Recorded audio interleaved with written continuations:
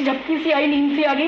जैसे नींद के 3 मिनट के बाद खुली, मेरा पूरा का पूरा पार्ट फ्रीज हो गया लेफ्ट साइड। जय हिंद दोस्तों, मैं हूं केडी और आप देख रहे हैं मेरा चैनल ज्ञान दिल से। आज हम बात करेंगे उस लड़की के बारे में जिसके दिल में एक जज्बा था कुछ कर गुजरने के लिए और वो करके रही। उसे लगता था कि मेरा नाम एक बार दुनिया जाने और उसने वो करके दिखाया। तो हम बात करने वाले हैं बलजीत कौर के बारे में, जो कि अभी पुमोरी घाटी पर चढ़ने वाली भारत की पहली महिला बन गई है। हिमाचल प्रदेश के एक छोटे से गांव की मंजरोल डिस्ट्रिक्ट सोलन की एक लड़की, जो कि सोलन कॉलेज में पढ़ने के लिए आती है। वो शिमला के नज़दीक होकर के सोलन कॉलेज पढ़ने आती है क्योंकि उसकी कोई डेस्टिनी उसे वहाँ बुला रही थी। शिमला उसके नज़दीक पड़ता है, बट उसकी एक जिद, एक बचपन की जिद की मेरी डिस्ट्रिक्ट सोलन है तो मुझे सोलन कॉलेज में ही पढ़ना है, और वो उसे ले आती है डिग्री कॉलेज सोलन पढ़ने के लिए। तो बलजीत कौर जब 10 प्लस 2 12वीं कक्षा में पढ़ रही थी तो एक पेपर की कटिंग में उसे देखने को मिलता है कि राजस्थान की एक लड़की एवरेस्ट पे चढ़ी है। तो उसने सोचा कि वो एक प्लेन की लड़की होकर के एवरेस्ट पे चढ़ गई है और उसका नाम पेपर में आ रहा है, तो मैं तो पहाड़ी हूँ, मैं क्यों नहीं चढ़ सकती। लेकिन जब वो आगे पढ़ती है उसे पता लगता है कि इसके लिए 30 से 35 लाख का खर्चा आएगा। तो वो अपना दिल महसूस कर रह जाती है कि इतने पैसे तो कहाँ से लाएंगे। एक मध्यम परिवार की लड़की, और वो भी 3 भाई बहनों में सबसे बड़ी, और पिता के पास भी आर्मी में काम किया था, बट वो किसी कारणवश छोड़ के आ गए थे वहाँ से 5 साल करने के बाद, 5-6 साल के बाद। तो इतना पैसा नहीं था कि वो कुछ कर पाए। लेकिन फिर वो सोलन जीत करके सोलन पढ़ने के लिए आती है और उसके बाद उसे एनसीसी ज्वाइन करने का मौका मिलता है क्योंकि तकदीर उसे कहीं और ही बुला रही थी। उस पेपर में पढ़ा कि किसी राजस्थान की लड़की ने एवरेस्ट फतेह किया ऐसा। तो लास्ट में मैंने बड़ा ऐसा जुनून से बोला कि अरे ये फतेह किया, ये तो बड़ी अच्छी बात है, एवरेस्ट दुनिया की सबसे ऊंची चोटी, उसने कैसे फतेह कर ली, कि हमें मौका क्यों नहीं मिला, वो तो प्लेन्स ही है, मैं तो फिर भी पहाड़ी हूँ। ऐसा करके मेरे मन में सवाल उठ रहे थे। तो फिर लेकिन जैसे मैं नीचे पढ़ के गई तो वहाँ पे लिखा था कि इतना केजी वेट उठाना पड़ेगा, 25 से 30 केजी ऐसा भी हो सकता है। और फिर वहाँ भी लिखा था कि इसे 30 लाख से 35 लाख रुपए तक लगेंगे। लाइक 30 से 35 रुपए नहीं मिल रहे थे वहाँ पे, 30 से 35 लाख की बात हुई। तो मतलब ये ऐसा था कि ये इतना पैसा काश मेरे को मिलता तो मैं भी कर लेती, इजीली कर लेती ऐसा। बलजीत कौर के फादर आर्मी में कुछ साल रहने की वजह से इतने डिसिप्लिन हो गए थे कि वो सुबह ही उसे उठा देते और उसको एक फिजिकल टफ लड़की बना रहे थे, क्योंकि उसको लड़की नहीं, वो एक लड़के की तरह ट्रीट कर रहे थे, वो घर का बड़ा बेटा थी। तो जब ये बलजीत कौर फाइनल ईयर में पहुंचती है तो इसे एक मौका मिलता है एक एक्सपीडिशन जाने का माउंट एवरेस्ट के लिए, और इसे लगता था कि इसका सपना अभी सच होने वाला है। और ये जब माउंट एवरेस्ट के लिए जब टीम फाइनल हुई तो इसको रिजर्व में रखा गया क्योंकि 2 लड़कियां इससे ज़्यादा अच्छी थी और वो पहले से ही उनका नाम मेन में था, तो ये रिजर्व में रखा गया। बट किस्मत इसे कहीं बुला रही थी और इसका नाम रिजर्व से मेन में आ गया। उन 2 लड़कियों को जाना कैंसिल होगा किसी कारण से, और ये फिर चुनी जाती है एवरेस्ट की चढ़ाई चढ़ने के लिए। ये रहा इतनी आसान नहीं थी दोस्तों, इसकी बार बार परीक्षा ले रही थी इसकी किस्मत।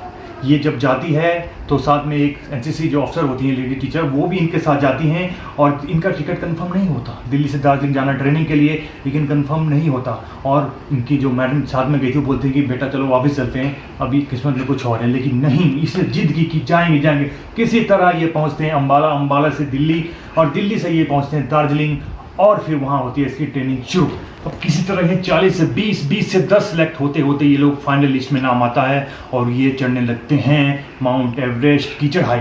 बहुत ही इसके नज़दीक थी इसकी डेस्टिनी, से लगता था कि अब तो मैंने कर लिया, मैं फतेह कर लूँगी। लेकिन दोस्तों किस्मत में फिर कुछ और लिखा था।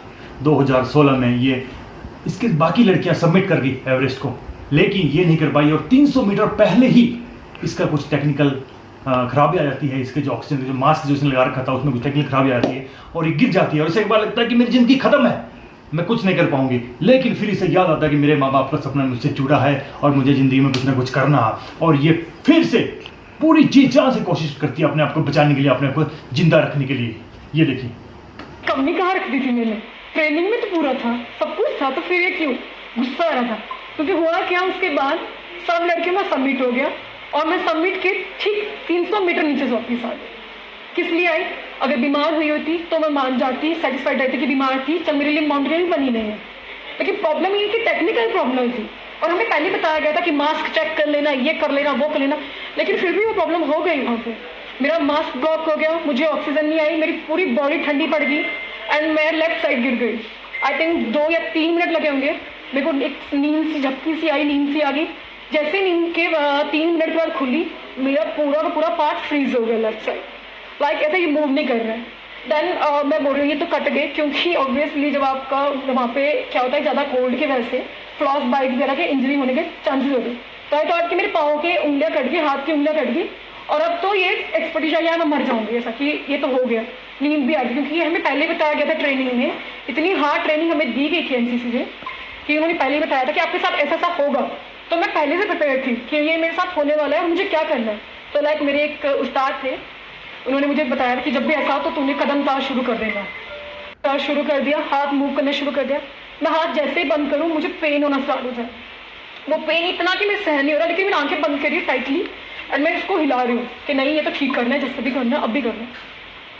शुरुआत धीरे धीरे ऐसे ही, सबमिट नहीं हुआ, सबका सबमिट हुआ, बट मैंने उस गम को, उस दुख को, और दोस्तों इस तरह इसका सपना टूट जाता है और ये बिखर जाती है, लेकिन फिर से ये हिम्मत जुटाती है, क्योंकि इसे बात याद रहती है एक शेरपा की, जो शेरपा कहा था कि मैडम एवरेस्ट तो यहीं रहेगी, फिर से ट्राई कीजिएगा, क्योंकि जीतने वालों की कभी हार नहीं होती। दोस्तों इस दौरान ये बेहतरीन कैडेट बनती है और उसके बाद कॉलेज से बाहर भी निकल जाती है, और फिर इसे घर की अपनी जो जिम्मेवारी हैं उसके लिए इसे नौकरी भी करनी पड़ती है, और ये इस तरह अपनी ज़िंदगी में आगे बढ़ रही है। ये जॉब करती है एक पार्क वुड रिजॉर्ट में एक एज ए इंस्ट्रक्टर, और ये अपनी रोजी रोटी किस तरह अपने परिवार वालों के लिए और अपने लिए कर सकती है, क्योंकि इसके पास इतना पैसा नहीं था। एवरेस्ट, माउंट एवरेस्ट के हर बार एक्सपीडिशन हो रहे थे, लेकिन इसके पास इतना पैसा नहीं था कि ये कुछ कर पाए, ये वहाँ उस चोटी तक पहुँच पाए। और इस बीच में जब जब इसे मौका मिलता है तो कभी ये मनाली देवटिब्बा पे जाती है, कभी सियाचिन ग्लेशियर किसी पोस्ट पे जाती है। जब जब इसे मौका मिलता है कुछ भी करने का, कभी यूके के त्रिशु पीक पे चढ़ती है, तो जब जब इसे मौका मिलता है तब तक ये अपना जो शौक पूरा करते रही। लेकिन इसके दिल में जज्बा था कि मुझे एक दिन अपना नाम बड़ा करना है, एक दिन कुछ बड़ा करके दिखाना है। तो दोस्तों जब कोई दिल से चाहता है तो पूरी कायनात उसका साथ देने लगती है, और इसे एक मौका मिलता है माउंट एवरेस्ट मैरिफ एक्सपीडिशन 2020 के लिए, बट कोविड की वजह से वो किसी वजह से कैंसिल हो जाता है। माउंट एवरेस्ट मैरिफ एक्सपीडिशन 2020 होने के लिए जब सेम 12 टीम चुनी जाती है तो ये भी उसका एक सदस्य होती है, और इसे मौका मिलता है पोमोरी चोटी चढ़ने के लिए। इसे मौका मिलता है जो कि 7161 किलोमीटर की ऊंचाई है जिसकी, और ये बताया जाता है कि ये एवरेस्ट की छोटी बहन है, इसे एवरेस्ट की बेटी भी कहा जाता है, एवरेस्ट की बेटी कहा जाता है। और ये सबसे टफेस्ट टेरेन, इस वर्ल्ड की सबसे टफेस्ट टेरेन में से एक है, क्योंकि शेरपा भी कहते हैं कि इस चोटी पर चढ़ना इतना आसान है। एवरेस्ट पर चढ़ना आसान है, हाइट ज़्यादा है, लेकिन पोमोरी चोटी पर चढ़ना इतना आसान नहीं। तो दोस्तों जब इसे मौका मिलता है चढ़ने के लिए पोमोरी चोटी पर, तो ये सबमिट करते हैं 28 अप्रैल को, जो कि फेल हो जाता है। कुछ मौसम ने करवट ली और 28 अप्रैल को उनको वापस बुला लिया जाता है, और फिर सभी कहते हैं कि अब ये इस पर नहीं चढ़ पाएंगे। लेकिन ये हिम्मत नहीं हारती और इनका साथ दे एक ब्रिगेडर के कुमार ने, और उन्होंने कहा कि नहीं बेटे तुम लोग फिर से चढ़ोगे। तो ये फिर से चढ़ती हैं और ये सबमिट करती हैं। 12 मई को 8:40 पे वो समय आ जाता है जब बलजीत कौर का सपना पूरा होता है, और इसके साथ होती है नूरी शेरपा। और ये वो पल थे कि जो ये ज़िंदगी भर इसने ज़िंदगी जी लो, उस पलों में इसने जिसके साथ में पहुंचती है गुंडबाला राजस्थान की लड़की, और गिलू शेरपा इसके साथ थी। और इन दोनों लड़कियों ने रिकॉर्ड बनाया है, जो कि भारत की पहली महिलाएं हैं जिन्होंने इस पोमेरी चोटी पे फतेह की है। 7161 मीटर की ये चोटी है, जो कि टफेस्ट टेरेन में से एक मानी जाती है। इस तरह इसका सपना पूरा होता है। तो 35 दिन का 35 डेज का ये एक्सपीडिशन था जिसने इसने पहुंच करके अपने पूरा किया। बहुत मुश्किल आए, कभी ग्लव्स गुम हो गए, कभी कहीं पर कुछ एवलांच के चांसेस थे, कुछ मौसम ख़राब हो गया। तो इस तरह ये करते करते उन मुश्किलों से गुजरते हुए इसने अपना हौसला नहीं खोया और ये उस चोटी को फतेह करती है, क्योंकि इसको एक तो अपने माँ बाप का सपना पूरा करना था, इसे अपना नाम भारत में करना था, और इसने इतिहास बना दिया जब भारत की पहली लड़की होकर के जो कि पोमोरी चोटी पे पहुंची है 7161 मीटर की। और इसका एक कहना था कि मुझे एक चीज़ बदलनी थी कि लोग कहते हैं कि आदमी कमाता है और औरत उसके ऊपर डिपेंडेंट होती है। तो इसे वो बदलना था, इसने एक सपना देखा और उस सपने को पूरा किया। तो दोस्तों सपने देखने चाहिए और उसे पूरा करने के लिए पूरी शिद्दत से काम करना चाहिए, और यही है आज की स्टोरी का मोरल। दोस्तों ये उड़ानियाँ थमी नहीं है, अगले साल ये फिर से एवरेस्ट पर चढ़ने के लिए जा रही है, और इसने अभी कुछ सोलन के गोले मोटर्स ने इसको 5 लाख रुपए स्पॉन्सर कर दिए हैं, और ये सरकार से भी चाह रही है कि कुछ हेल्प मिले। बाकी सोलन के जो बाकी लोगों से भी हेल्प चाह रही है, जिन्होंने पहले भी इसकी हेल्प की है जब ये पोमोरी चोटी पे चढ़ी थी। तो इस तरह इन लोगों की हेल्प से ये अपना जो सपना है वो पूरा कर पाई। अभी फिर से इसे हेल्प की ज़रूरत है, तो मैं सरकार से भी दरख्वास्त करता हूँ कि बलजीत कौर की जो कि जिसने अपना नाम इतिहास में दर्ज करा दिया है, पहली लड़की बनकर इंडिया की जो कि ऊँट चोटी पर चढ़ी है। दोस्तों, सपने देखने चाहिए और सब पूरा करने के लिए जी जान लगा देना चाहिए, क्योंकि सब आपके फिर ऊपर वाला भी आपकी हेल्प करता है और सभी जो लोग हैं वो भी आपकी हेल्प करते हैं, जब कि आप अपने सपनों को पूरा करने के लिए जी जान लगा करके उसकी ओर बढ़ते हो।